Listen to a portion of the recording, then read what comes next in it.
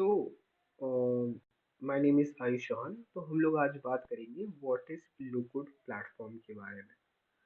तो लो code platform जो होते हैं ये क्या होते हैं?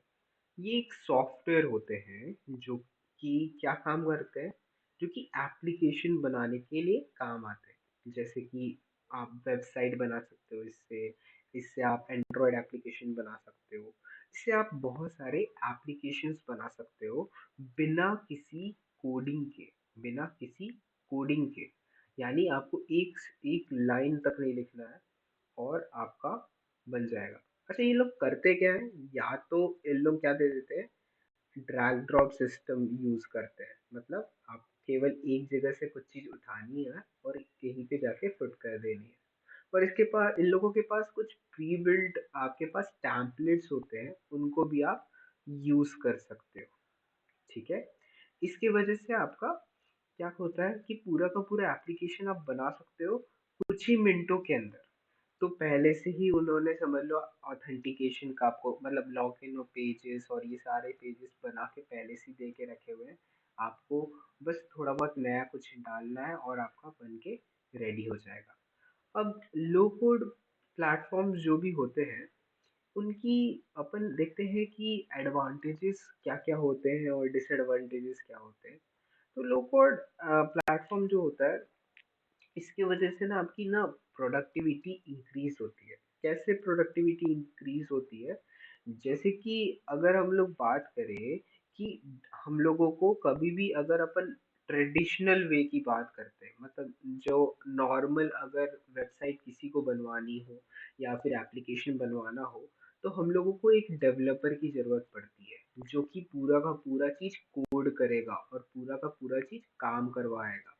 तो ये जो डेवलपर वाला प्रोसेस जो होता है, ये हम लोग डिपेंडेंट रहते हैं डेवलपर के ऊपर, और वो डेवलपर ही है जो कि पूरा का पूरा टास्क कंप्लीट करके देता है। ठीक है, बट अगर हम लोग बात करें कि ये जो डेवलपमेंट प्रोसेस है, ये बहुत ज़्यादा टाइम लगता है इसको डेवलपमेंट में होने के लिए। तो उस चीज को हम लोग स्पीड को बहुत ज़्यादा इंक्रीज कर सकते हैं अगर आप लोग ड्रैग ड्रॉप सिस्टम को यूज कर सकते हैं। ड्रैग ड्रॉप सिस्टम में पहले से ही कुछ कोड लिखा हुआ रहता है, आप केवल कॉपी और पेस्ट कर देते हो। सिंपल सा ऐसा समझो। तो इससे जो टाइम रहता है वो बचता है। और बिजनेस जो रहता है, अब जब भी हम लोगों का टाइम डेवलपमेंट में बचेगा तो हम लोग उसका ज़्यादा से ज़्यादा यूटिलाइज कर सकते हैं प्रमोशंस में। ठीक है, जितना ज़्यादा प्रमोशन में हम लोग ध्यान देंगे वो ज़्यादा अच्छा रहेगा। ठीक है, जिसकी वजह से ग्रोथ ज़्यादा बढ़ेगा।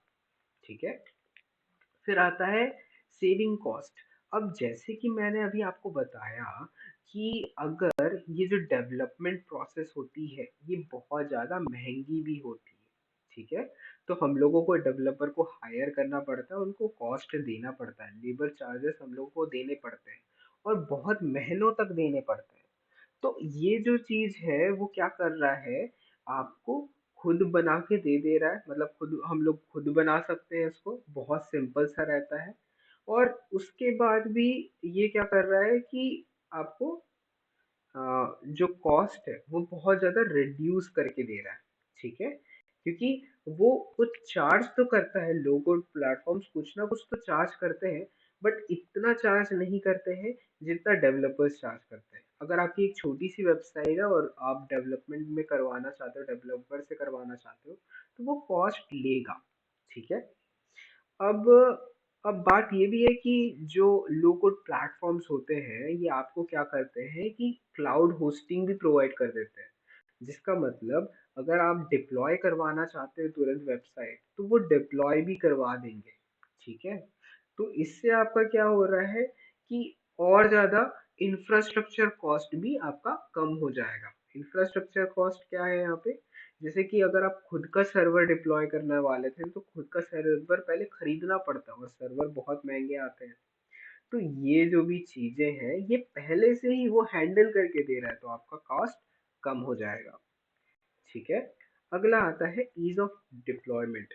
तो जो लो कोड प्लेटफॉर्म्स होते हैं, इनके पास डिप्लॉयमेंट का पहले से ही ऑप्शन होता है, जिसमें आप केवल दो चार क्लिक्स ही कर लोगे। दो चार बस आप क्लिक करोगे, आपका डिप्लॉय होना चालू।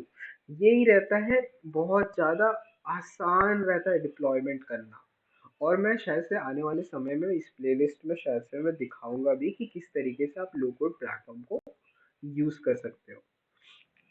और अब ये जो भी है, आप हमेशा अप टू डेट होता रहता है, मतलब अपडेट्स होते रहते हैं कि आप ये जो भी डिप्लॉयमेंट प्रोसेस है, ये हमेशा अप टू डेट रहती है। ठीक है, जिसकी वजह से आप तुरंत ही आप ऑनलाइन हो सकते हो। अब कुछ डिसएडवांटेजेस भी होते हैं लो कोड प्लेटफॉर्म के। देखो, हर चीज, जो चीज आपको मिलती है उसके कुछ एडवांटेजेस होते हैं, पर डिसएडवांटेजेस भी होते हैं। जैसे कि अगर अपन बात करते हैं लिमिटेड फ्लेक्सिबिलिटी, तो ये बहुत ज़्यादा मेजर डिसएडवांटेज है आपके लो कोड प्लेटफॉर्म का। जैसे कि अगर आप सोचो कि पहले से ही कुछ प्री बिल्ट आपको टेम्पलेट मिल जा रहा है, ठीक है, और उसी को हम लोग क्या कर रहे हैं, कुछ मॉडिफाई कर दे रहे हैं थोड़ा बहुत, और उसके बाद उसको दे दे रहे हैं।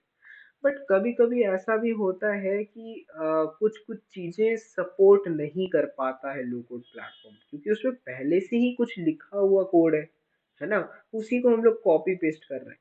तो कभी कभी ऐसा होता है कि वो कोड होता ही नहीं है ना, वो वो फीचर ही अवेलेबल नहीं रहता है उस चीज का।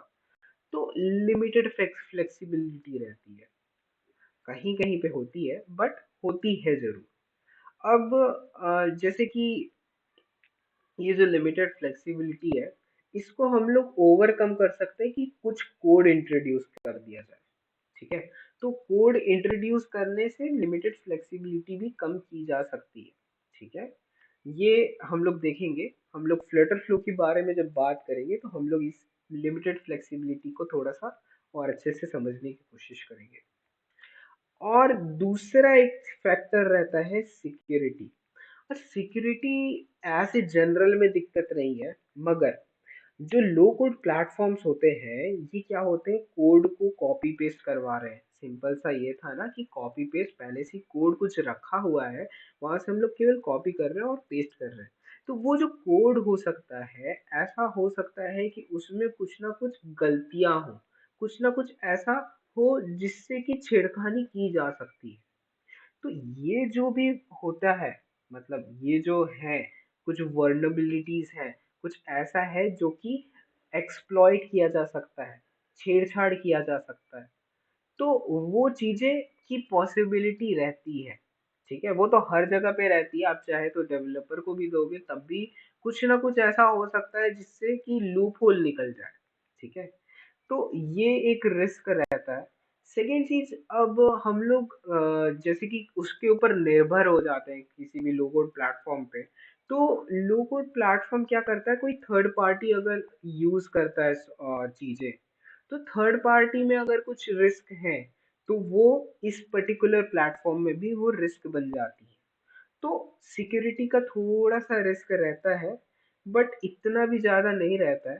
ठीक है, अब कंक्लूजन क्या है, देखो, अगर आप एक बेनिफिट करना चाहते हो बिजनेस में, तो आपको अगर बहुत जल्दी डिप्लॉय करना है, बहुत जल्दी एप्लीकेशन बनाना है, और आपका बजट बहुत कम है, तो आप लो कोड प्लेटफॉर्म्स को यूज कर सकते हो। मगर अगर आपको एकदम एफिशिएंट और एकदम वेल ऑर्गेनाइज्ड और हर एक तरीके से सही सटीक अगर आपको करवाना है, तो आप क्या करोगे कि लोकल कोड प्लेटफॉर्म की जगह आप ट्रेडिशनल वे में जाओगे तो ज़्यादा बेटर है। क्योंकि लो कोड प्लेटफॉर्म जो होते हैं ना, वो ऑप्टिमाइज्ड नहीं रहते हैं। ठीक है, तो यानी खुलने में टाइम लगाएंगे, और कुछ-कुछ चीज़ें काम करेंगी, कुछ-कुछ चीज़ें काम नहीं करेंगी। ये सब थोड़ी-सी डिफ़िकल्टीज़ होती है लो कोड प्लेटफ़ॉर्म में, मगर अगर आपको सस्ता टिकाऊ काम करवाना है, तो लो कोड प्लेटफ़ॉर्म बहुत अच्छी चीज़ है। तो इससे मैं कंक्लूड करता हूँ कि एडवांटेजेस भी हैं, डिसएडवांटेजेस भी हैं, बट आपको किस तरीके से उसका काम करवाना है वो आपके ऊपर निर्भर करता है। एंड स्टे ट्यून्ड, मैं मिलता हूँ आपको अगले वीडियो में।